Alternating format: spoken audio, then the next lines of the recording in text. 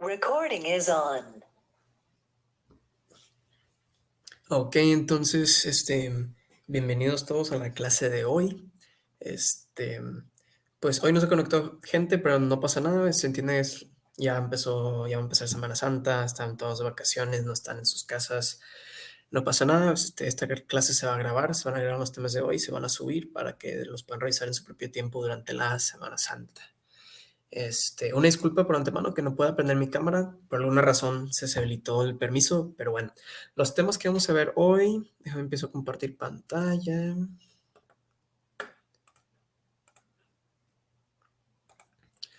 Los temas que vamos a ver hoy son gráficas, modelos atómicos y fenómenos eléctricos. También voy a intentar hacer la clase un poco más pues dinámica, ya que pues como no tenemos gente en el salón y lo van a estar viendo por su propia cuenta, pues vamos a hacerlo lo más dinámico posible.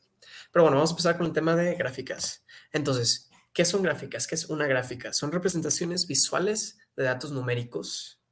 O sea, es literalmente cualquier cosa, cualquier cosa que sea visual que exponga algunos datos numéricos y que su propósito sea como que facilitar el entendimiento. Ayuda a encontrar patrones, tendencias y relaciones entre los datos y es más fácil de leer.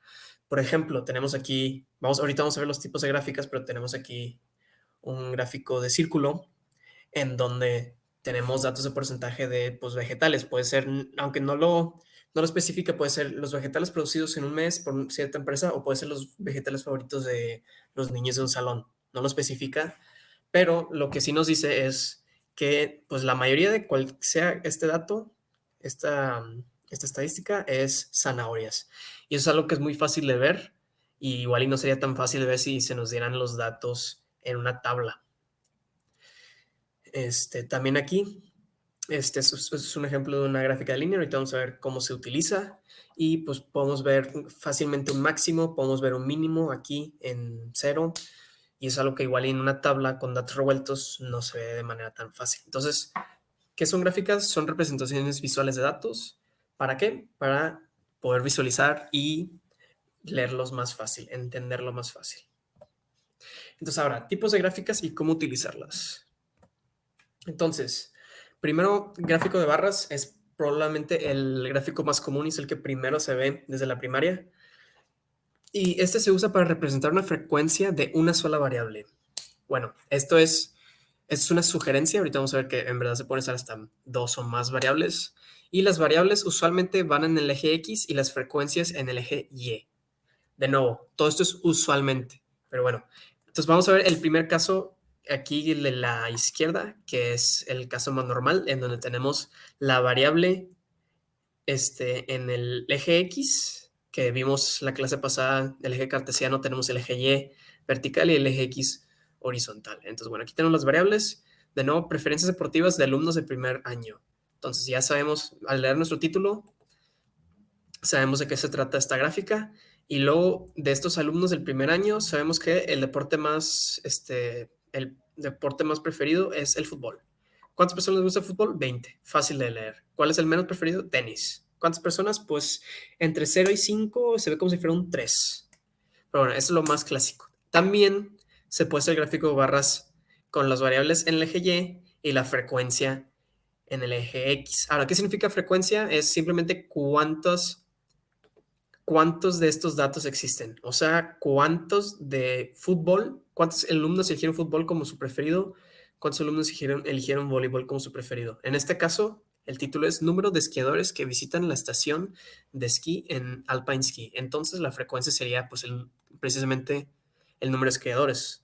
O sea, cuántos esquiadores fueron en enero, en febrero, etcétera. Entonces, aquí bien fácil, podemos ver que 340 es el mes donde más esquiadores van a Alpine Ski. Ahora, como dije al principio, usualmente se usan para representar una sola variable, pero a veces pueden representar dos variables. Como ven aquí, una está en rojo y otra está en azul. Sin embargo, casi siempre cuando se usa más de una variable, se usan variables que están conectadas de alguna manera. Por ejemplo, en este caso, empleado y cuántos de estos empleados ocupan facturación y así. De nuevo, la variable es el año y la frecuencia va en el eje Y. Ahora, gráfico circular o de pie, no pie, es pie como torta en inglés. Pero bueno, se utiliza cuando se quiere demostrar secciones que son porciones de un dato total. Precisamente como si fuera una pizza, porciones de una pizza, sabemos que el círculo completo es la pizza completa, sabemos que mitad de un círculo es mitad de la pizza y así.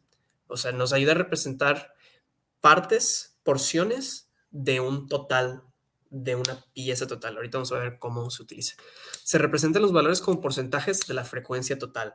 Entonces, a diferencia de aquí, en donde se representaba el número de la frecuencia, aquí se representan los porcentajes. O sea, puede ser que existan, por ejemplo, en este primer caso de la izquierda, existe una variable de insatisfecho, satisfecho e indiferente.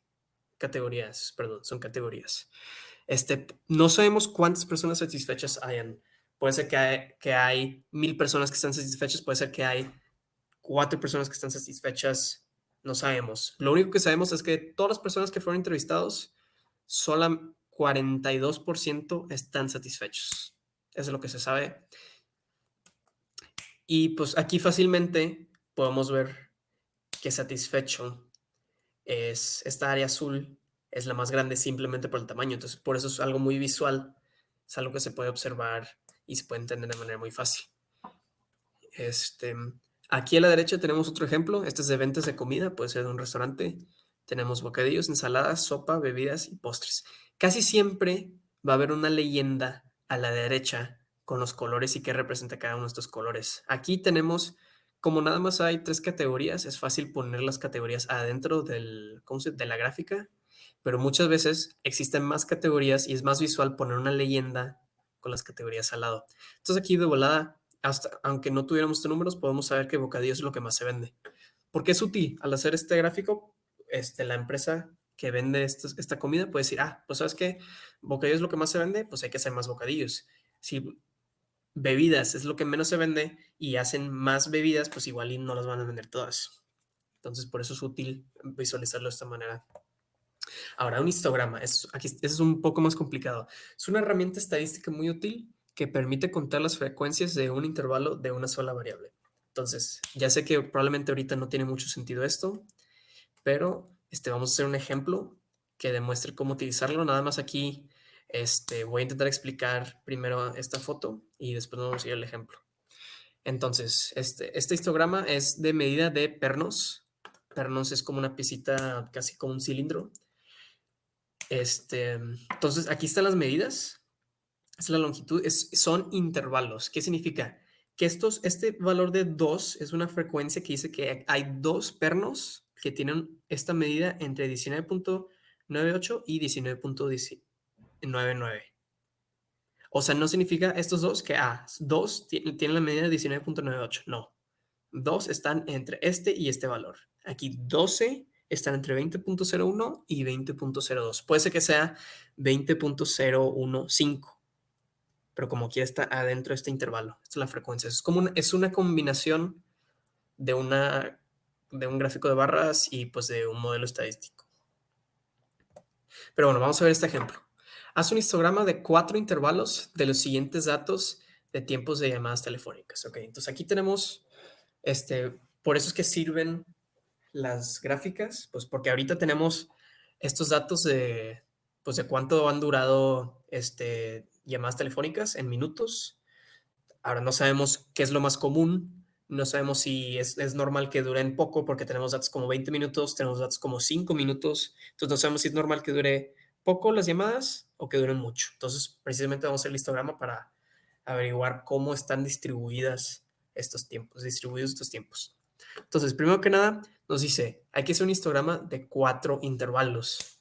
Pues, ¿cuáles 4 intervalos vamos a elegir? Bueno, entonces primero lo que tenemos que hacer es observar cuál es nuestro valor mínimo y cuál es nuestro valor máximo. Entonces, de hecho, aquí, ok, ahí hubo un cambio en la tabla, es un error.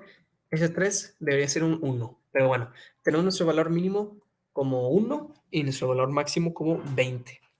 Entonces, pues, ¿cómo podemos hacer 4 intervalos entre 1 y 20? Acuérdate que estos 4 intervalos de preferencia, bueno, tienen que ser equivalentes, tienen que ser iguales. No puede ser un intervalo de 1 a 2 y el siguiente intervalo de 3 a 7. Porque, pues, o sea, si no, no sería una manera correcta de distribuir los datos. Pero bueno, ¿cómo lo vamos a hacer? Pues simplemente son 4 intervalos. Si dividimos el máximo 20 entre 4, nos da 5. Entonces, cada intervalo más o menos tiene que tener 5, pues, 5 tiempos diferentes. Entonces, bien fácil. Intervalo 1 va a ser de 1 a 5, intervalo 2 de 6 a 10, intervalo 3 de 11 a 15, intervalo 4 de 16 a 20. Este ejemplo está fácil. Ahora, nótense cómo no estoy repitiendo datos, porque de nuevo eso va a cambiar ¿cómo se dicen? Nuestros valores. O sea, no puedo poner intervalo 1 de 1 a 5 y luego intervalo 2 de 5 a 10, porque ahí estoy repitiendo el 5. Entonces, tengo que incluir todos los números, pero sin repetir ninguno, para que esté bien hecho el histograma.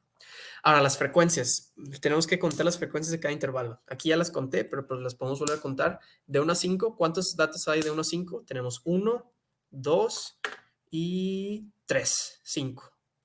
3. Ahora, de 6 a 10, 1, 2, 3, 4, quise que 10, me faltó 1, digo 5, 1, 2, 3, 4 y 5. Ahí están los 5. Y bueno, entonces así puedes contar los de 11 a 15 y los 16 a 20. Y aquí están sus frecuencias. Ya que tienes estas frecuencias y los intervalos, está bien fácil. Creo que está tapando aquí. Pones los intervalos abajo como tu eje X, pon las frecuencias como tu eje Y. No se les olvide nombrar su gráfica. Tiene que tener un título, también tiene que tener un título en el eje X y un eje Y para que se pueda leer bien. Entonces aquí tenemos tiempo de llamada en minutos y frecuencia absoluta. 1, 2, 3, 4, 5. ¿Cuántas veces se repitieron? Y aquí está. Entonces podemos ver que lo más normal para el tiempo de una llamada es que dure entre 6 y 10 minutos. Vamos a ver que es lo más normal. Esta herramienta también es muy útil para análisis estadísticos que luego van a ver más adelante. O sea, es algo que se puede utilizar y hay fórmulas y todo. Gráficos de líneas se utiliza para expresar cómo una variable afecta a otra. O sea, tenemos una variable independiente que afecta a una variable dependiente. O más fácilmente, también se usa para ver el desarrollo de una variable a lo largo del tiempo.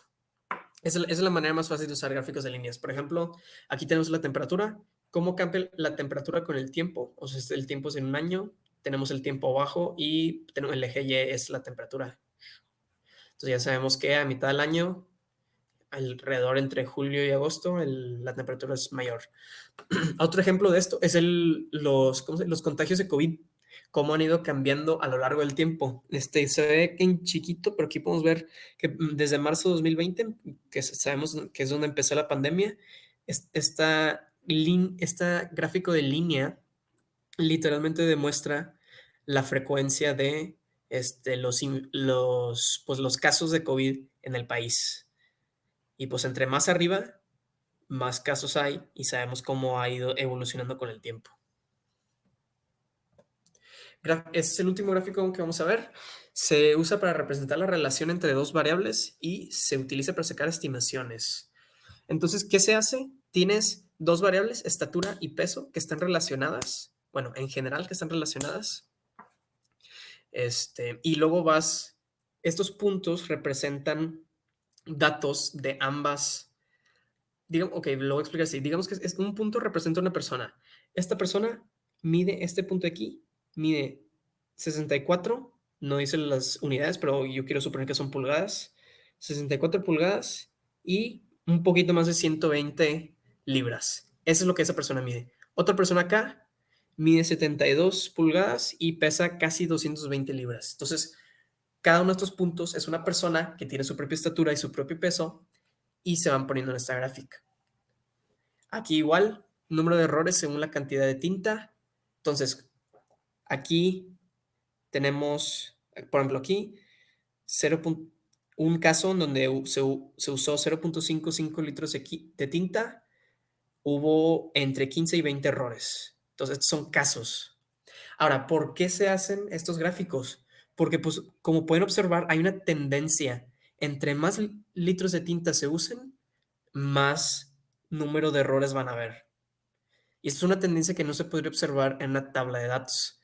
Y aquí en el último ejemplo se puede ver donde dibujan una línea que describe esta tendencia y lo pueden usar para predecir datos futuros de los que no se tiene un dato experimental. Por ejemplo, no existe ese punto que diga que el 29 grados se va a vender 740 de algún producto. Pero sí se puede predecir porque hay una tendencia en estos datos anteriores, entonces puede ser que es muy probable que en el futuro se siga comportando igual. Pero bueno, ahora vamos a cambiar de tema. Modelos atómicos, de nuevo, si tienen alguna duda, nos pueden escribir por el grupo de WhatsApp y también, pues en la siguiente clase también vamos a estar teniendo dudas. Entonces, por favor, vengan. Ahora, modelos atómicos. Bueno, antes de empezar, ¿qué es lo que vamos a ver aquí en modelos atómicos? Vamos a ver cómo ha estado cambiando el modelo del átomo. Como sabemos, el átomo es una de las piezas más chiquitas pues, de la materia.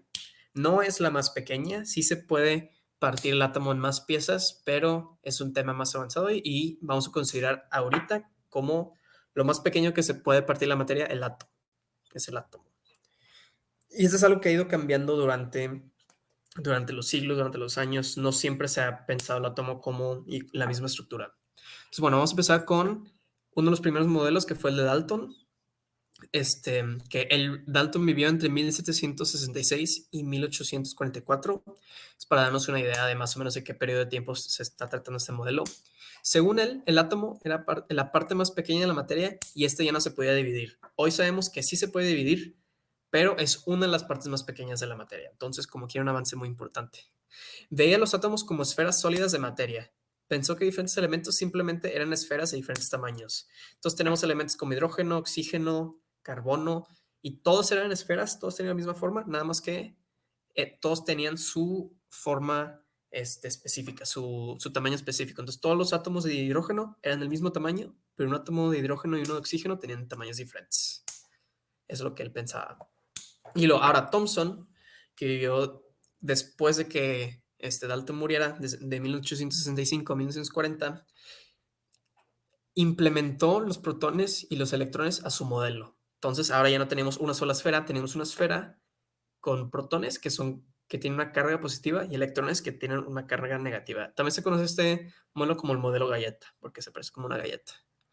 La carga de un átomo neutro es cero, por lo que hay una misma cantidad de protones y de electrones. Aquí está más redactado, por lo que existe una carga igual de protones y de electrones.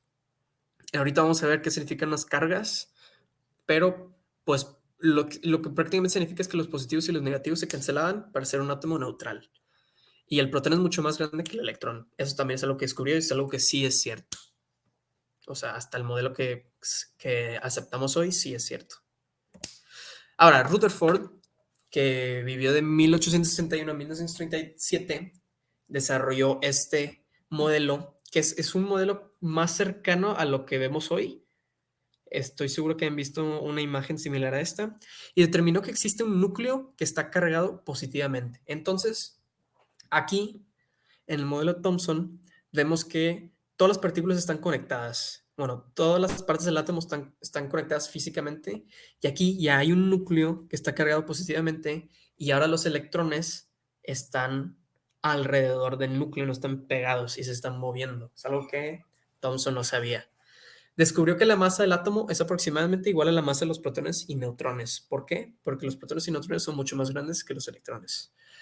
Los electrones están distribuidos al azar alrededor del núcleo. Propuso que los electrones eran como planetas que orbitan alrededor del núcleo, o sea, que tenían una órbita fija alrededor del núcleo. Entonces, siempre hay que recordar, los electrones son más pequeños que los protones y los electrones son cargados negativamente. En esta foto no se ven más pequeños que los protones, pero son mucho más pequeños. Vi un ejemplo una vez que si un protón fuera el tamaño de el edificio Empire State, o sea, si tuviera esa altura, un electrón sería el tamaño de una pelota de tenis. Entonces, nomás para darnos cuenta de la diferencia de tamaño. Ahora, el modelo Bohr propuso, bueno, el Bohr vivió en una época muy parecida a la de Rutherford. De hecho, su modelo lo propuso unos años después y él dijo que los electrones se mueven de una forma estable alrededor del núcleo a una distancia definida. Entonces, Rutherford dijo que se movían simplemente al azar, o sea, que tenían su órbita que seguían, pero esta órbita era al azar y no había ningún orden. Lo que Bohr dijo es que sí había un orden específico y que se movían de manera estable alrededor del núcleo. Y él también dijo que existen varios niveles o capas para el movimiento de un electrón, que es algo que sí es cierto hasta el día de hoy, aunque este no sea el modelo final. Él también observó que al bajar de nivel, sí se pueden cambiar de nivel. Este electrón puede cambiarse el nivel M al nivel L y luego después al nivel K y así. Al bajar un nivel, un electrón produce luz o un fotón. Entonces, esas son las cosas que agregó su modelo y se veía como esta foto de este, de la izquierda. Entonces, ahora el modelo actual, el que se acepta actualmente, es el modelo mecánico cuántico de un átomo. Lo desarrollaron varios científicos, entre ellos Schrödinger, Broglie y Heisenberg. Este, Aquí este modelo es muy diferente porque dice que ya no hay órbitas, sino nubes electrónicas en donde pueden existir electrones. Entonces, lo que dijo Bohr, por ejemplo, es que este electrón siempre va a estar en esta órbita plana, siempre va a estar orbitando. Pero lo que dice este modelo es que, ¿sabes qué? En toda esta zona, en este globo, lo que se le reconoce como una nube electrónica, este globo azul, hay una probabilidad de existir ciertos electrones. O sea, este globo azul es como una capa de es como si fuera la capa L o la capa K. Es también y a lo mismo con estos dos globos morados, es una sola zona.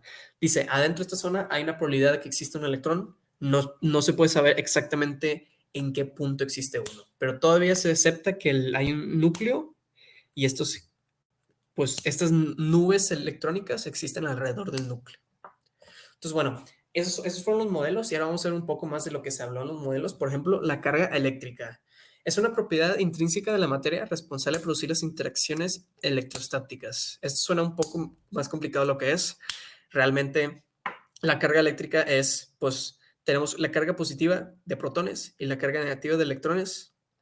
Nomás se tienen que acordar que signos iguales se repelan, no quieren estar juntos, y signos contrarios se atraen.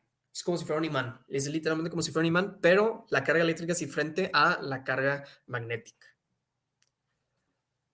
Entonces, o sea, aunque siga la misma regla, sigue siendo diferente.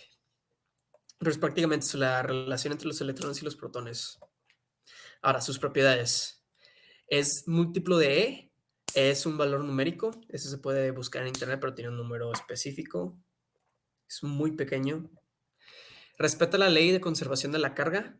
La carga ni se crea ni se destruye, ya que su valor permanece constante.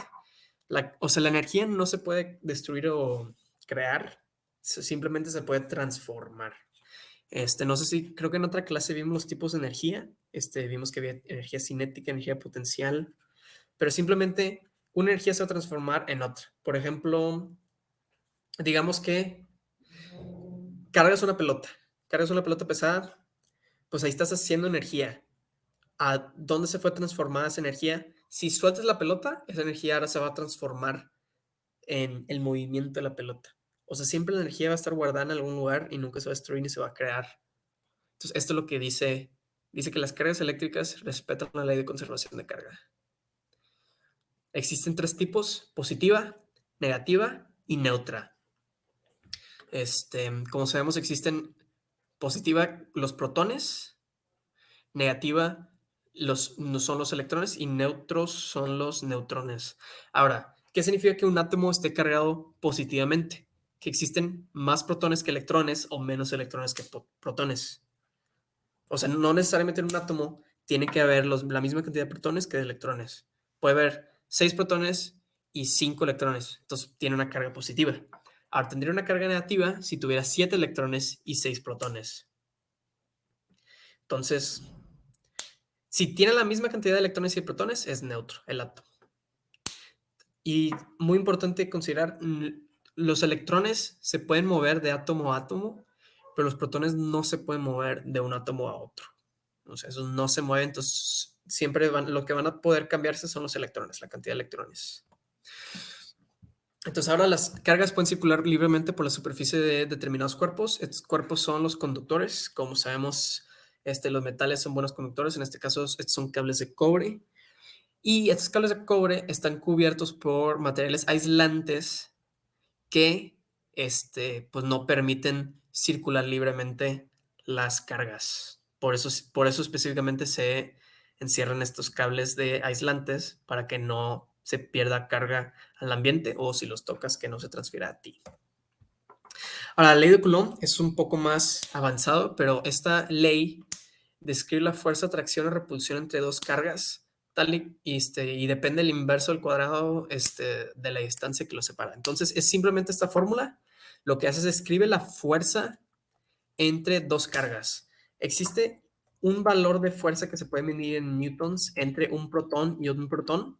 Aquí va a ser una fuerza que se repela y un protón y un electrón es una fuerza que se atrae.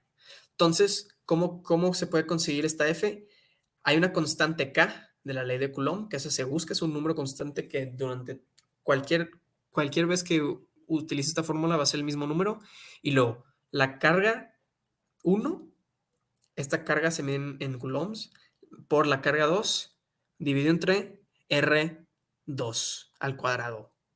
Esta R es la distancia entre ambas cargas.